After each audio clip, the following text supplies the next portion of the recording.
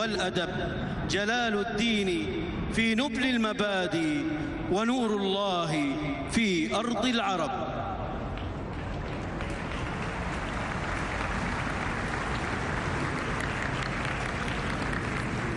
ويبدأ الآن العرض العسكري لكتائب مجند الخدمة الوطنية.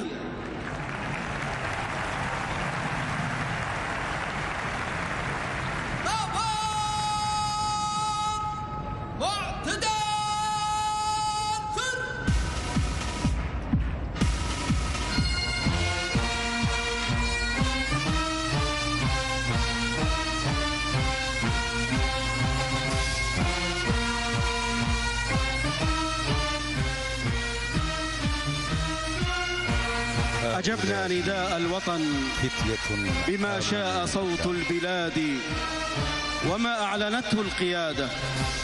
أجبنا نداء الوطن وجئنا إليه حثاثا بملء الولا والإرادة.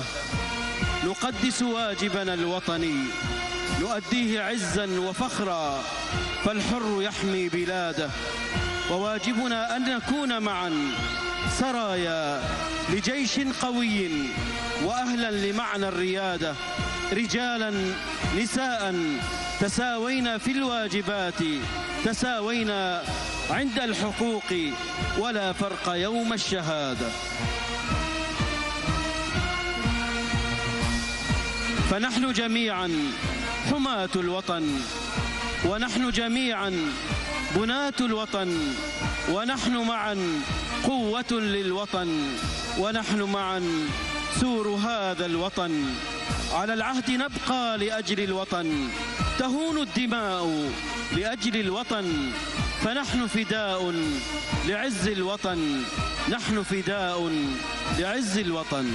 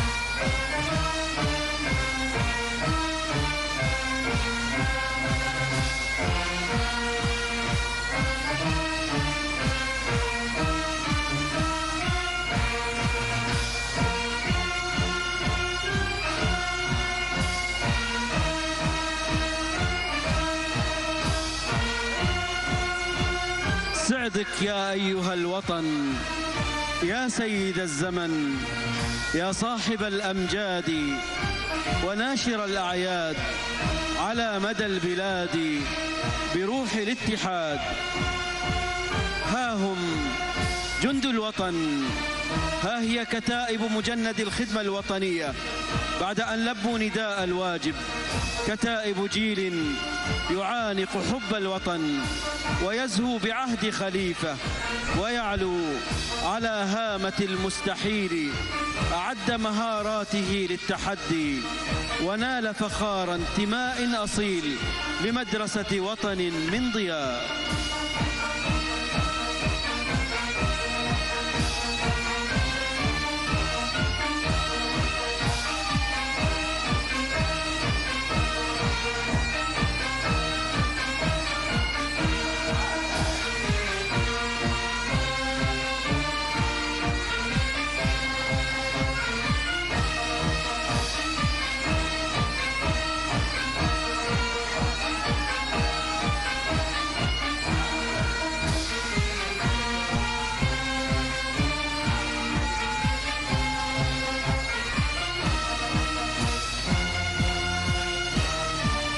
سعدك يا وطن.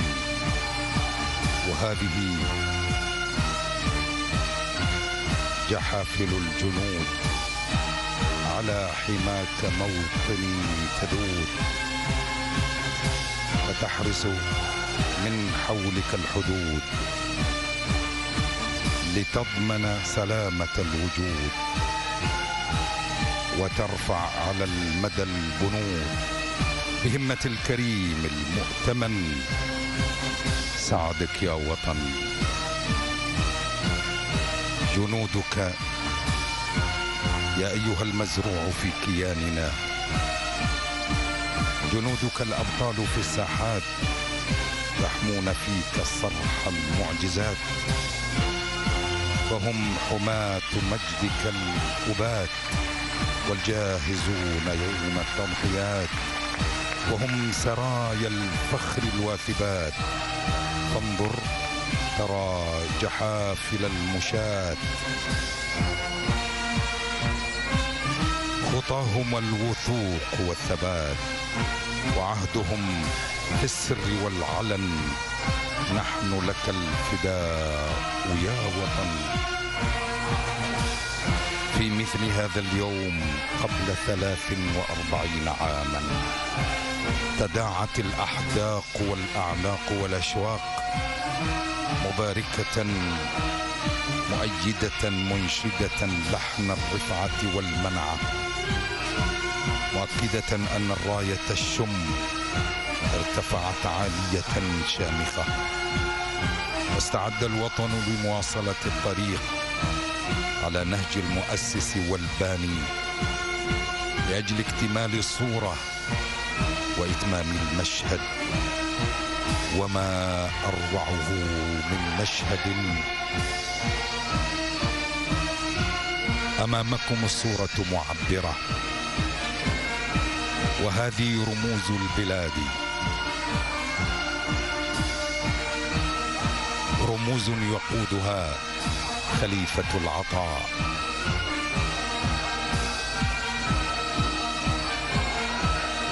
إن الراية الشم ارتفعت عالية شامخة لاكتمال الصورة الحقيقية وإتمام المشهد، ولأجل أن تمضي إماراتي نحو غايات المجد بكل فخر وسؤدد، ولأجل تحقيق أمان الإنسان وأمنياته الكبرى.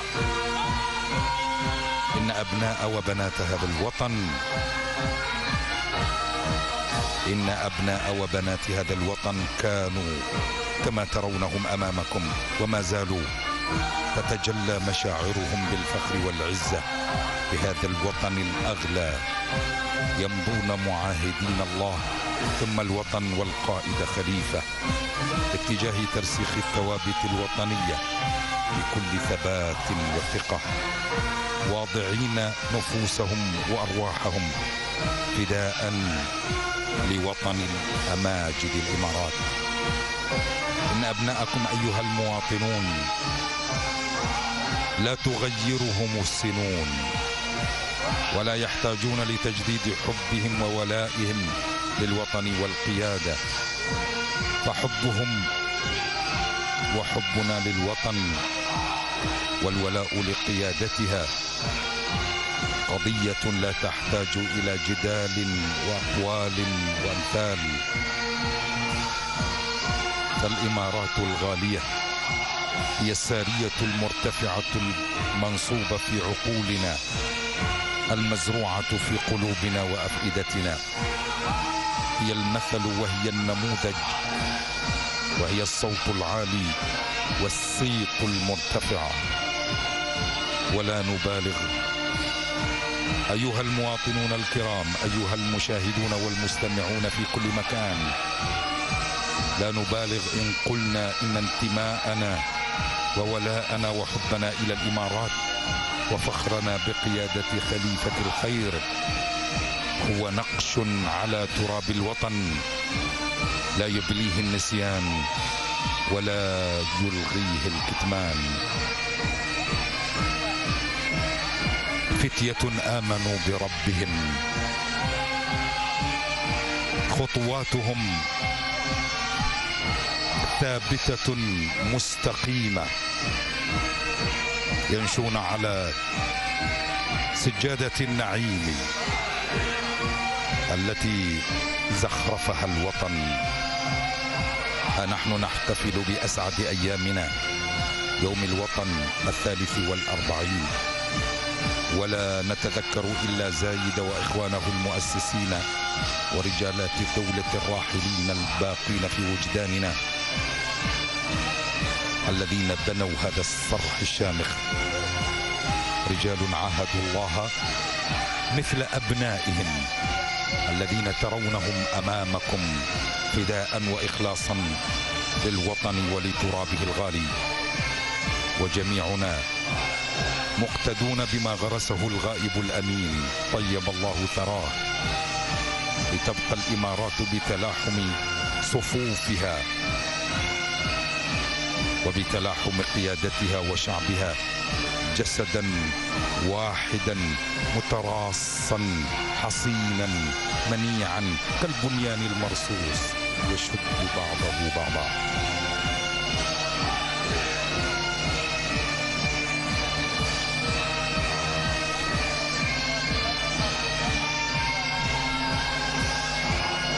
هذه إماراتنا، وهؤلاء هم حماة ترابها وعزها وكرامتها. تمضي في سبيل أمنها وينام إنسانها قرير العين هانئا، مقتنعا أن لا حياة من دون صوت يجلل الأعمال بقلائد النجاح ويقلل الأفعال بفرائد الفلاح. هؤلاء أبناء الوطن، قادة المستقبل، قارات طموحة وأحلام مشروعة، يحملون إرادة لا تقف عند ساحل أو كاهل أو ناهل. هذه كتائبنا، هذه إماراتنا، تغرد طيورها وتعلن في يوم مجدها للملا أن العمل الجاد وليد أحلام جيدة وطموحات فريدة، وسعي يتكئ على سواعد المخلصين الصادقين الجادين.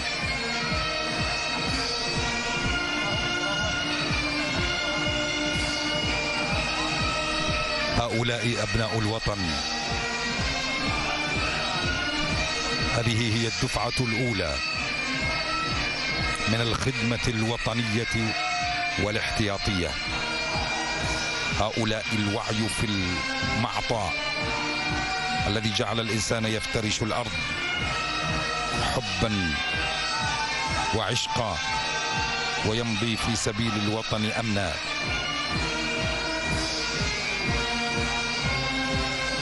هذه إماراتنا في يوم عيدها، هي البوح المستمر والنهر المنهمر، تظلل أبناءها وسائر البشر ويعيشون في سلام ووئام ومحبة دون ضجر.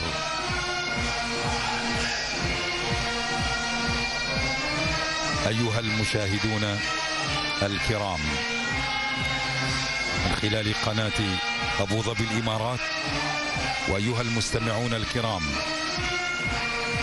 من خلال إمارات FM وإذاعة أبو ظبي والإذاعة الأولى، ننقل لكم هذا الاحتفاء بهذا الوطن. ماذا يريد الناس من الوطن؟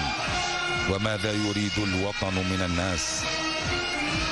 يريد هذا المزروع في كياننا أن يكون أناسه مخلصين جادين صادقين مثابرين محبين متوحدين من أجل نهوضه وسلامة أمنه.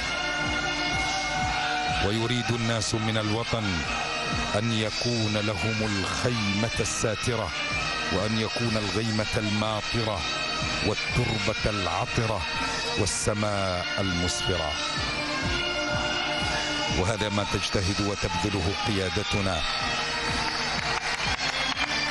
صاحب السمو الشيخ خليفة بن زايد آل نهيان رئيس الدولة حفظه الله.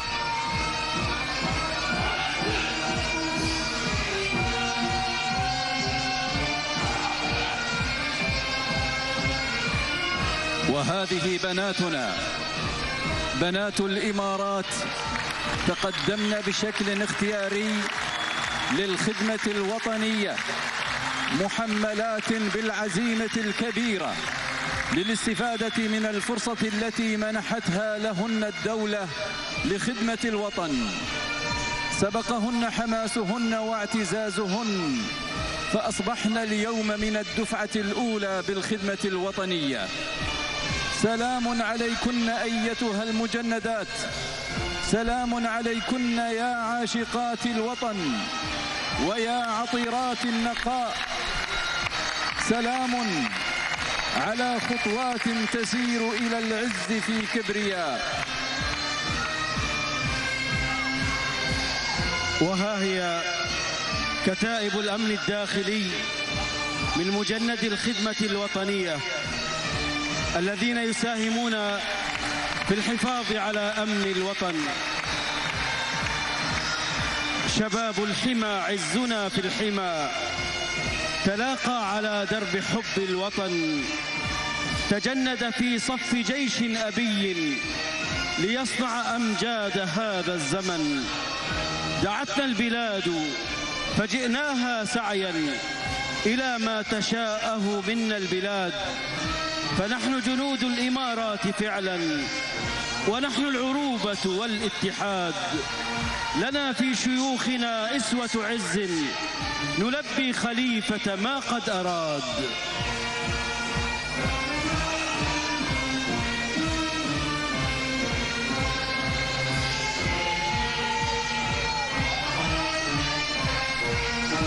هذه بنت الإمارات، أخت الرجال، سليلة القيم الرفيعة وحس الخصال العظيمة، تضع الروح رخيصة لأجلك يا وطن، وطن الحب والإبهار واليد على الزناد، بكل فخر واعتداد، بكل اعتزاز. تمد البصر إلى حيث تسكن الغافة في القمم الشم، وتوشوش النخلة خصلات الحلم الإماراتي، صهيل الجياد ريانة بهية زاهية مشرقة متألقة بنخوة النبلاء وصفوة النجباء. أبناء الصحراء، نعيم الصحراء الذي أجزل وأعدل وهطل على العيون مطرا، بلل المقل وجلل الصحائف بالأمل. هذا الاصطفاف وهذا الالتفاف مبعثه شغاف. وها هي كتائب من مجند الخدمة الوطنية في لباس المعركة، جاهزون للذود عن حياض الوطن والدفاع عن ترابه الطاهر. أسود العرين جنود الوطن، حماة الحمى من ضروب المحن، سرايا الشموخ والمنجزات وأهل المزايا بهذا الزمن. تراهم جحافل جيش عظيم يصون المحامد من غير من. سلاحنا حصن لك يا بلادي، وسورك يحميك يوم النزال. فنحن ليوث الوغى يا بلادي، ونحن جنودك في كل حال، ونحن رعاة السلام سلاما، وأهل القتال ليوم القتال. دماؤنا مهر لك يا بلادي، وكم ترخص الروح عند السؤال. فأنت لك الأمر يوم النداء، ونحن لنا القفز فوق المحال.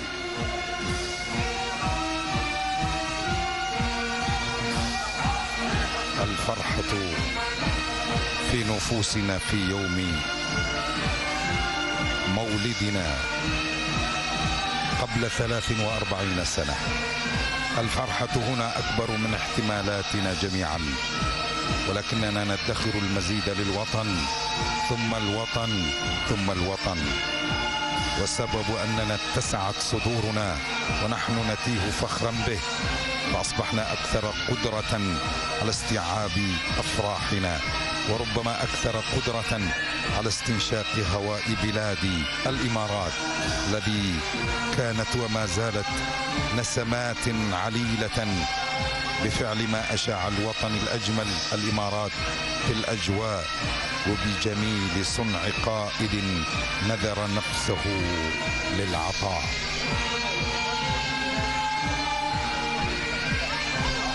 سعدك يا وطن، فجندك البواسل على مدى الزمن، حماتك الأشاوس الأبطال المخلصون، كالسير زاحفون، كالبرق قادحون، كالريح عاصفون، وكالصباح المشرق بالنور واثبون. سلاحهم هواك يا وطن، والهدف العظيم أن تكون السيد الأمين المؤتمن، السيد الأمين المطمئن. سعدك يا وطن، سعدك يا وطن. ثمة ما يفرح القلب يضخ منه وإليه أريجا خاصا يملأه بزهو اليوم المجيد في الوطن السعيد، يتربع فيه مضاء الرجال نحو وطن يسكنهم يكبرون به ومعه ومن أجله. سنوات طويلة والعزم كان معقودا، وهذه إحدى كتائب مجند الخدمة الوطنية، يرتدون لباس الجوجيتسو، هذه الرياضة التي تدربوا عليها رياضة ليست بالجديدة في علم البشر، لكنها حديثة على المنطقة. رياضة الجوجيتسو لها تأثير على المجندين في حياتهم، تساهم في بناء الثقة الكاملة بالنفس ومواجهة التحديات مباشرة دون تردد، ومقابلة الخوف وجها لوجه دون تراجع، وتخطي الصعوبات بكل سلاسة دون تعثر. بناء شخصية متكاملة ليكون مواطنا منتجا واثقا مقداما، همه النجاح الذي يعود على نفسه ووطنه بالخير المستدام. في يومنا الوطني تتنامى أغصان الانتماء وتعلو راية الحقيقة وتتواصل ينابيع العطاء بكل سخاء.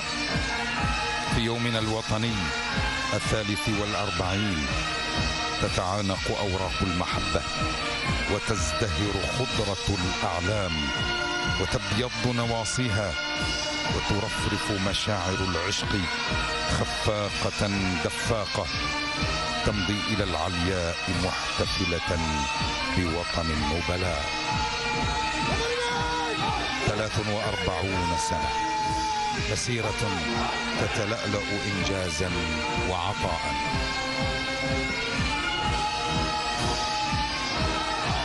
لك الفخر يا دولة الاتحاد، لك العز والعزم للقوم زاد، لك المجد فالمجد فيك ومنك، لك الخير ما شاء رب العباد، لك النور والنور في راحتيك، لك الأمن فيك تجلى وساد، لك الطيب والطيبات جميعا، وهذا التميز والانفراد لك إرث زايد في العالمين، لك منه روح الهدى والرشاد، لك في خليفة سجايا العظام وفضل الكرام بنيل المراد، لك في شيوخك نبل المزايا وعقل يقود لنهج السداد.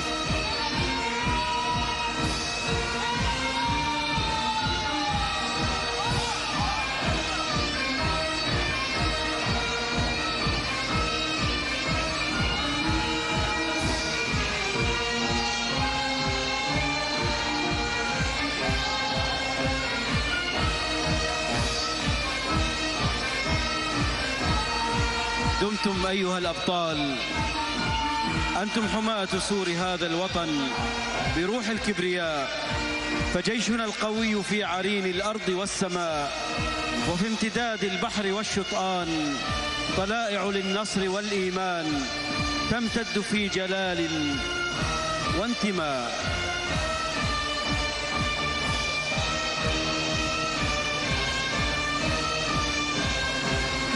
ويبدأ الآن العرض العسكري لبعض الأسلحة والآليات المستخدمة في القوات المسلحة، حيث سيتدرب عليها مجند الخدمة الوطنية في المرحلة التخصصية القادمة.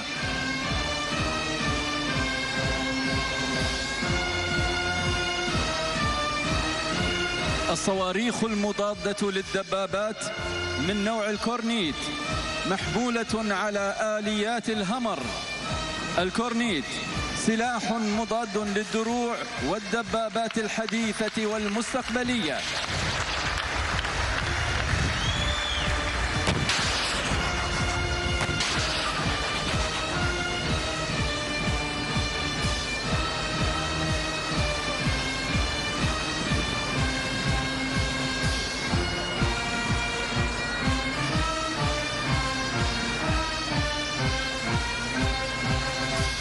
الآلية العسكرية النمر صناعة وطنية ذات الدفع الرباعي، لديها مستويات مختلفة من التدريع، تستخدم للقيادة والشحن والأمن الداخلي، كما تستخدم ناقلة للجنود. تم تصنيعها على فئتين، رباعية الدفع وسداسية الدفع.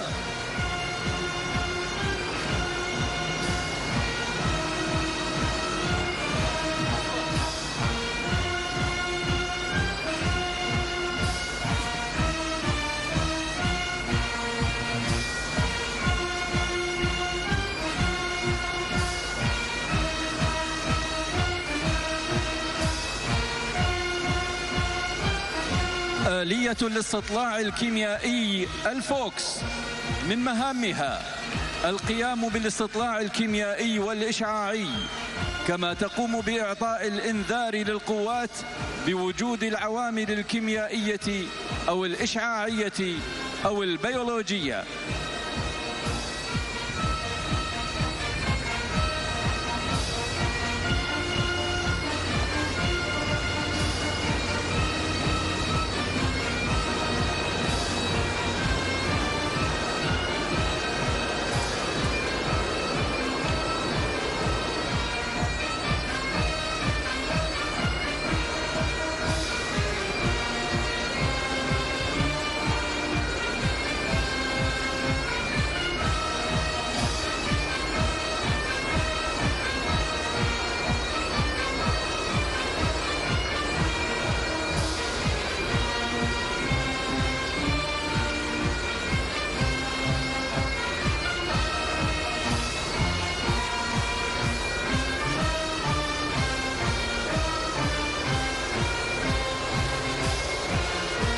المدفع الهاون 120 ملم محمول على آلية من نوع RG ذات القدرة على الحركة العالية. المدفع 120 ملم سلاح ناري للوحدات الميدانية، وهو من الأسلحة المتوسطة المدى، يستخدم بيد قائد المناورة لدعم خطة نار الإسناد، نظراً لما يتميز به من خفة في الحركة وفي الرماية على الزوايا العالية، كما يتلائم مع مختلف البيئات في العمليات.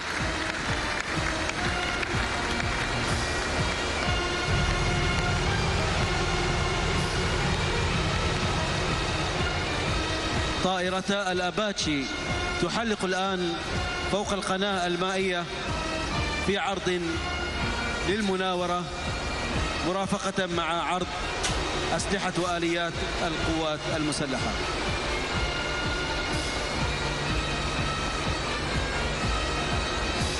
آلية القتال أوشكش ذات استخدامات متعددة، خاصة فيما يتعلق بالقتال في المناطق المبنية والمناطق الضيقة، كما تستخدم لمهام الأمن الداخلي في تأمين حركة الأمن الداخلي أثناء الحركة.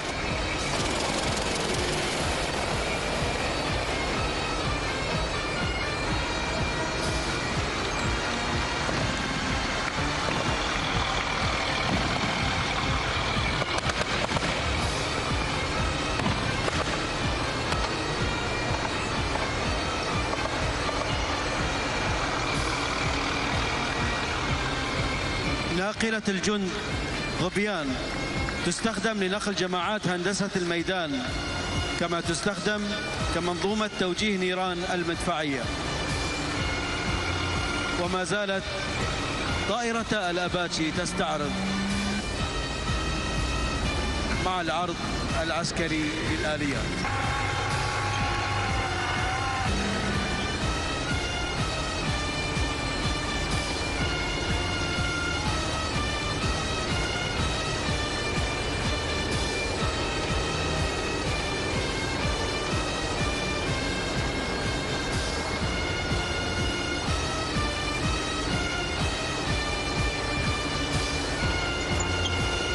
آلية القتال الرئيسية الBMP-3، ناقلة برمائية حديثة في القوات المسلحة، لها قدرة نارية متعددة وقدرة عالية على المناورة، وهي عربة القتال المدرعة لوحدات المشاة الآلية في مجموعات ألوية القوات البرية.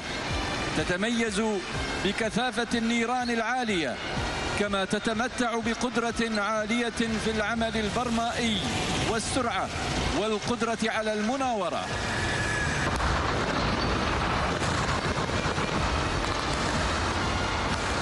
وتتبع الBMP-3 دبابة القتال الرئيسة لوكليرك، الدبابة الرئيسية في القوات المسلحة، تتميز بالقدرة والسرعة العالية، وهي تعتبر من أفضل الدبابات في العالم.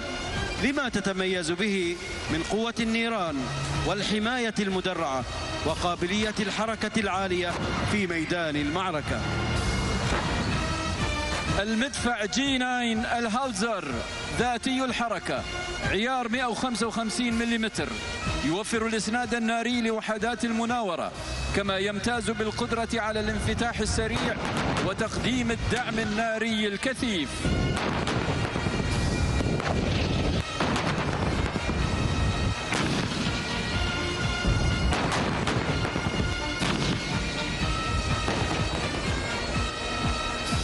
منظومة الدفاع الجوي الحديثة من نوع البانزر، تعد هذه المنظومة من أحدث المنظومات في الدفاع الجوي.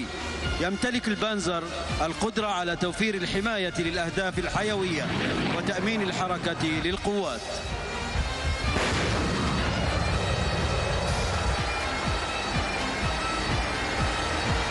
منظومة راجمة الصواريخ جباريا، تتميز جباريا بقدرتها على إنتاج النيران بكثافة عالية وضمن مدايات متعددة لتوفير الإسناد الناري لوحدات المناورة.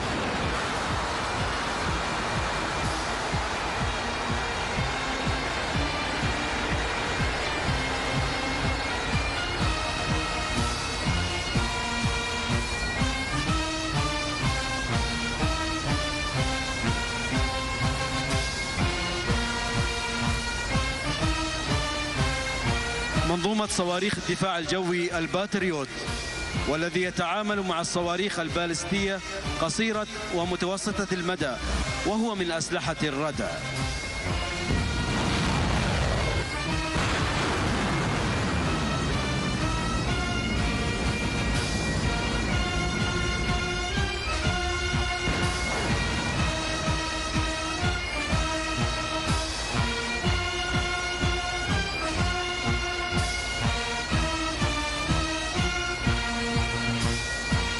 أيها السادة الكرام، تشارك الآن القطع البحرية المشاركة في العرض، وهي تبحر مغادرة من أمام المنصة لتؤدي التحية البحرية.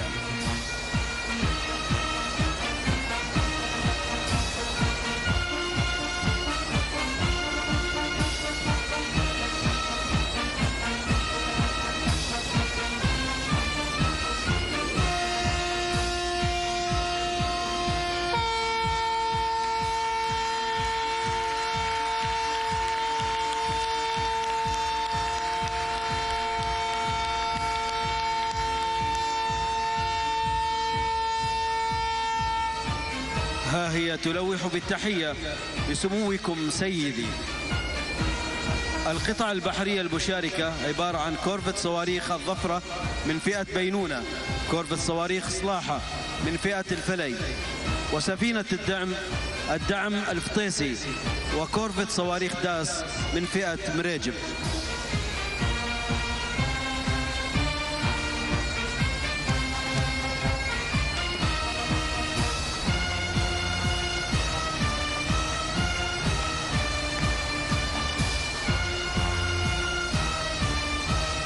يا وطني، يا وطن الملاحم العظيمة، الشمس من مدارك تضيء للزمان، وفجرك الأمال، وتاجك البطولة وهذا العنفوان، والطيب من صباحك يلون المكان، ويسعد الإنسان من أي لون كان، من أي جنس كان، فأنت للمكارم العنوان، وأنت حقل العدل والعمران، وبحرك يمتد للشطآن باللؤلؤ المسحور والمرجان، فدمت للسلام يا وطن، ودمت للرخاء يا وطن، ودمت بالنماء والوفاء والنقاء، مزدهرا على مدن الزمن، سعدك يا وطن.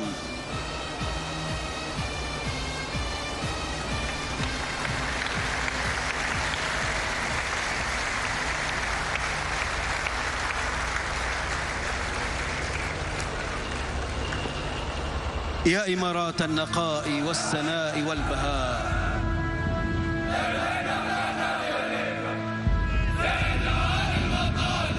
يا شباب الوطن، يا شباب الوطن، لبوا نداكم، لبوا نداكم، واحموا الدار، واحموا الدار، ضد الطامعين، ضد الطامعين، والشهامة لكم، والشهامة لكم، من مستواكم، من مستواكم، وكل طايش له، وكل طايش له الردح المهين.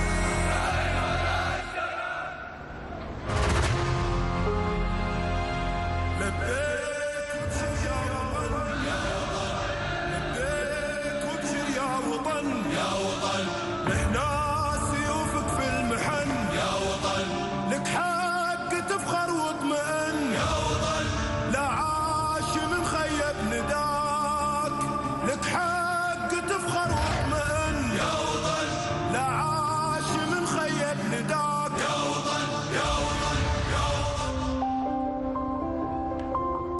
كان شعور عظيم، شعور انا طبعا كابني وكذا. والشعور الثاني اني فعلا شفت شباب ما شاء الله عليهم يعتمد عليهم في المستقبل. الحقيقه الخدمه الوطنيه واجب، فرض على كل واحد. تعرف الدول كلها الخدمه الوطنيه عندهم ما يشتغل الا اول يجيب ورقه انه ادى الخدمه الوطنيه. احنا الحمد لله الدوله موفرت لنا كل شيء. فيعني الخدمه الوطنيه شو هي؟ شيء بسيط، جزء بسيط نرده لهذا الوطن اللي كفلك واللي رباك واللي علمك واللي قايم بحمايتك.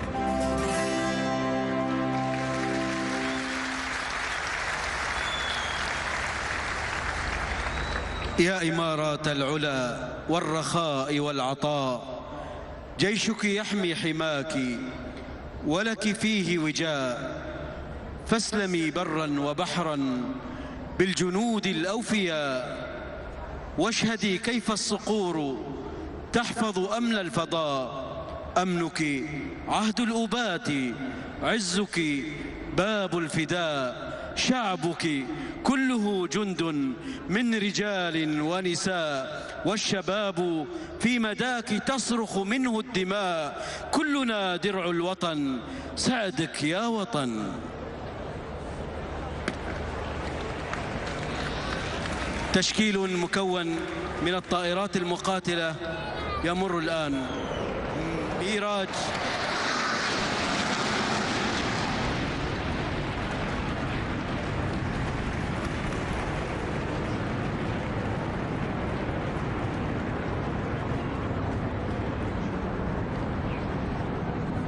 طائرات الميراج 2000-9 في تشكيل رائع في سماء بلادي في هذا اليوم الوطني المجيد.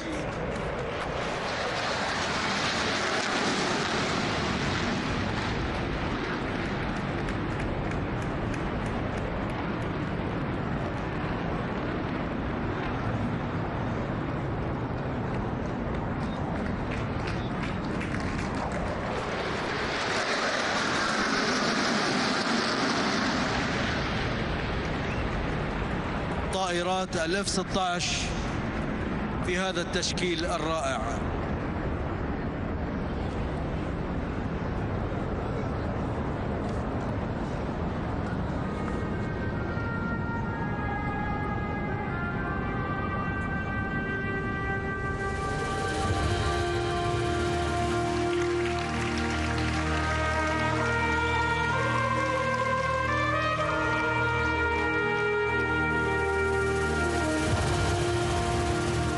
نحن كلنا فخورين بكم في الخدمة الوطنية، وخاصة يعني أنكم أنتم أقبلتوا عليها، وكلنا مشينا في الدرب اللي أنتم مشيتوا، اللي يشوفون كلهم. نحن أخذنا هذه الدورات ونتذكرها لليوم، وأنتم إن شاء الله بتذكرونها طول حياتكم على الانضباطية وخدمة الوطن. واقول لاخواتي البنات يعني بالتطوع انتم جيتوا، وهذا يرفع رؤوسنا ويشرفنا كثير، واستمروا فيها ان شاء الله.